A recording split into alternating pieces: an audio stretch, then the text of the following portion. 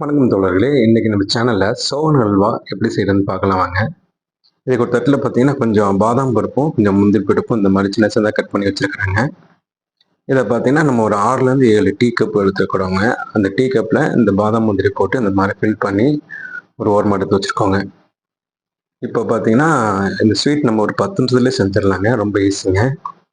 இப்போ ஒரு பாத்திரத்தில் பார்த்தீங்கன்னா 4 டேபிள் ஸ்பூன் அளவுக்கு மைதா எடுத்துக்கோங்க. இது கூடவே பார்த்தீங்கன்னா பால் பவுடர் எடுத்து வச்சிருக்கிறேங்க.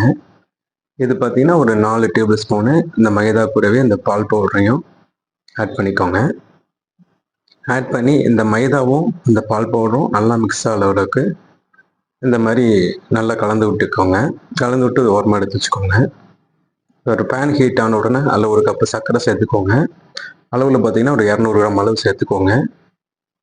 ஒரு கப் சர்க்கரைக்கு 1/4 கப் அளவுக்கு நெய் கரெக்டாக இருக்குங்க. இப்போ 100 கிராம் 200 சர்க்கரை சேர்க்குறீங்க, 200 கிராம் சேர்க்குறீங்கன்னா ஒரு 50 ml நெய் ஊற்றிக்கோங்க. பார்த்தீங்கன்னா இந்த அளவுக்கு லோ ஃப்ளேமில் குக் பண்ணி எடுத்துக்கோங்க.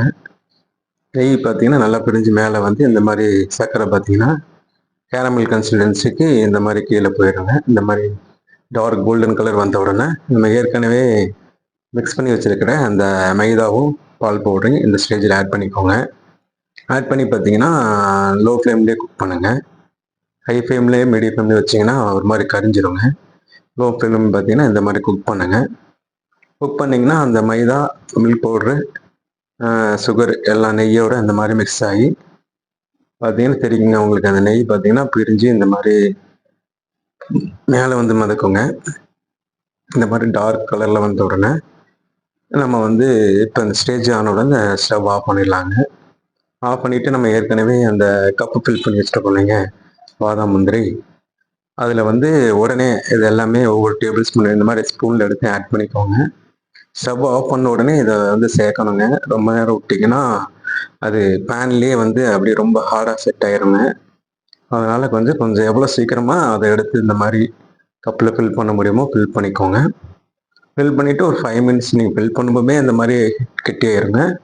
நீங்கள் 5 மினிட்ஸ் வெயிட் பண்ணிங்கன்னா கொஞ்சம் சூடு ஆறிடுங்க. இந்த மாதிரி கப்பை ஓப்பன் பண்ணிங்கன்னா உங்களுக்கு இந்த ஸ்வீட் ரெடி ஆயிருங்க. அது நல்ல ஒரு சாக்லேட் டேஸ்ட்லேயே இருக்குங்க. நீங்கள் எப்படி இருக்குன்னு செஞ்சு பாருங்கள். செஞ்சு பார்த்துட்டு சாப்பிட்டு எப்படி இருக்குன்னு சொல்லுங்கள். Okay friends, thank you friends.